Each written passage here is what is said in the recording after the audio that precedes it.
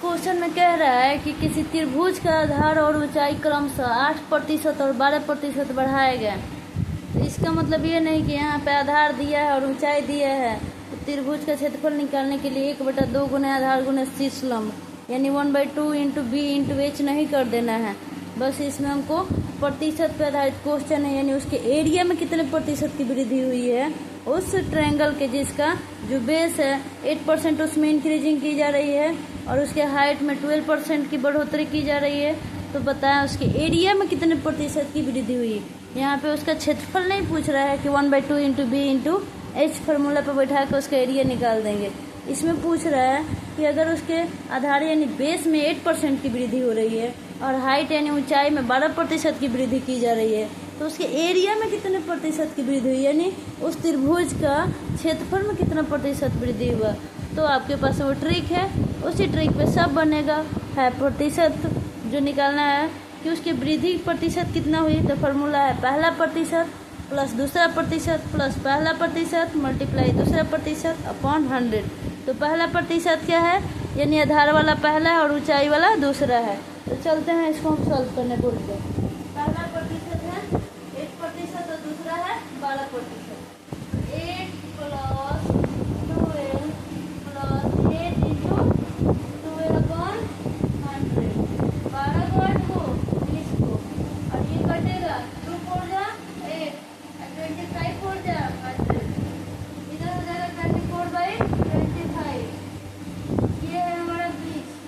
24/25 का मतलब होता है अगर डेसिमल को बदलेंगे तो 0.96। इसको हम करेंगे तो कितना प्रतिशत 20.96% की वृद्धि हुई उसके क्षेत्रफल में। अगर उसके आधार में 8% यानी 8% उसके बेस में वृद्धि की गई है और उसके हाइट में अगर 12% की वृद्धि की गई है तो उसके एरिया में जो वृद्धि होगी वो 20.96% की वृद्धि होगी। इसी फॉर्मूला पे इसी ट्रिक से बनेगा वो क्वेश्चन।